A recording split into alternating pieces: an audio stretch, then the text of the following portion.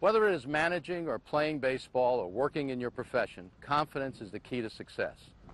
After the 1997 season, we lost our third baseman, Wade Boggs. We thought of promoting our promising minor leaguer, Mike Lowell, but everyone in the organization agreed that we needed someone with more major league experience. The Oakland Athletics were willing to trade Scott Brosius. Scott had hit .302 with 22 home runs 2 years before that, but in his last season he hit a dismal .203 with 11 homers. At 31 years old, everyone thought Scott's bad season meant his career was almost over. After some arm twisting by our West Coast scout, Ron Brand, we traded for Scott. It didn't take long at spring training for me to see that Brosius still had the physical talent, and I wondered what his problem was in '97. You always hear how important it is to make adjustments in baseball, but a player can listen to so many people and make so many adjustments that he loses sight of what he was doing right in the beginning.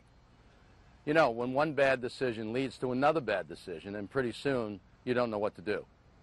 Scott and I talked, and I told him about my own experience with the Cardinals in 1972. After I led the league in hitting, I went through one of those self-conscious periods where I listened to too many people, forgot what I had been doing right, and temporarily lost confidence in myself. We had a lot of talks, many official meetings and casual conversations. We talked about what it was like for him the year he hit .302. We talked about this new opportunity with the Yankees. By the end of that year, Scott had hit .300 for the season, 97 points higher than the year before, and he had 98 RBIs. In the 4 games of the World Series, Scott hit an amazing .471 with 2 homers and 6 runs batted in, and was named the most valuable player of the World Series. No matter how life surprises you, believe in yourself and play with confidence. In life, like baseball, slumps and setbacks are inevitable. What matters is how you respond to them. Believe in your own resilience. We all have the ability to bounce back from adversity.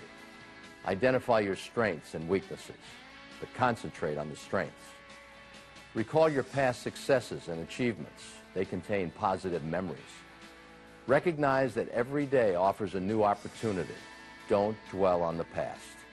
Don't worry about what you can't control.